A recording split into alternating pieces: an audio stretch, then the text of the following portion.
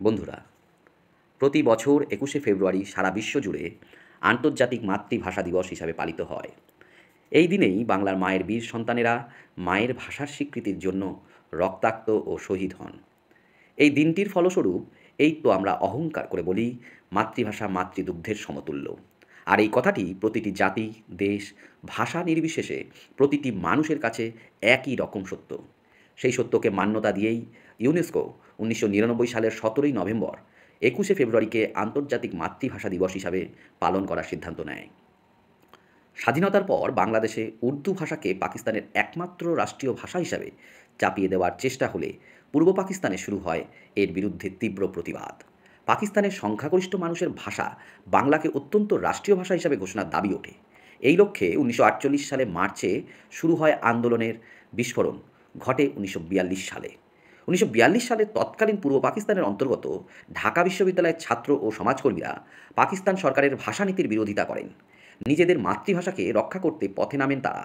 প্রতিবাদীদের দাবি ছিল বাংলা ভাষাকে সে দেশের অন্যতম রাষ্ট্রভাষার স্বীকৃতি দিতে হবে।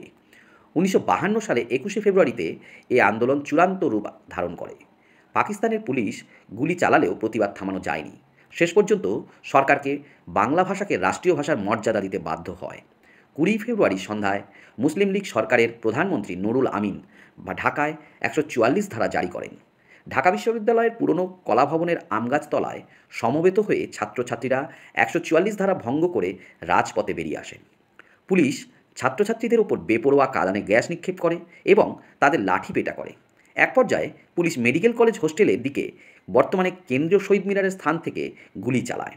ফলে পুলিশের গুলিতে নিহত হয় ৪ যুবক: রফিক, সালাম, বরকত ও আব্দুল জব্বার। এই ভাষা শহীদদের স্মরণে ওই দিনটিকে আন্তর্জাতিক মাতৃভাষা দিবস হিসাবে পালন করার সিদ্ধান্ত নেওয়া হয়। সেদিন বর্বর হত্যাকাণ্ডের খবর দাবানলের মতন ছড়িয়ে পড়লে সারা পূর্ব পাকিস্তান, বিশেষত ঢাকা নগরী বিক্ষোভে ফেটে পড়ে। ২২শে ফেব্রুয়ারি সকালে ঢাকা বিশ্ববিদ্যালয় এলাকায় সর্বত্র কালো পতাকা উত্তোলন করা হয়। ১৯৫৩ সাল থেকে ২১শে ফেব্রুয়ারি ভাষা শহীদদের স্মরণে শহীদ দিবস রূপে পালিত হয়ে আসছে। কালো পতাকা, প্রভাত ফেরি, খালি পায়ে শোভাযাত্রা, শহীদদের কবর ও নিশ্চিহ্ন শহীদ মিনারে ফুল দেওয়া ১৯৫৩ সালে ২১শে ফেব্রুয়ারি থেকেই শুরু হয়। যেখানেই বাঙালি আছে সেখানেই ২১শে ফেব্রুয়ারি বাঙালির আত্মত্যাগের ও জাগরণের গৌরবময় দিন হিসাবে পালন করা হয়। ১৯৯৯ সালে ফ্রান্সের রাজধানী প্যারিসে ইউনেস্কোর ৩০তম অধিবেশন বসে। ইউনেস্কোর সে সভায় ২১শে ফেব্রুয়ারিকে আন্তর্জাতিক মাতৃভাষা হিসাবে ঘোষণার প্রস্তাব পাশ হয়। বিশ্বের দরবারে বাংলা ভাষা লাভ করে বিশেষ মর্যাদা।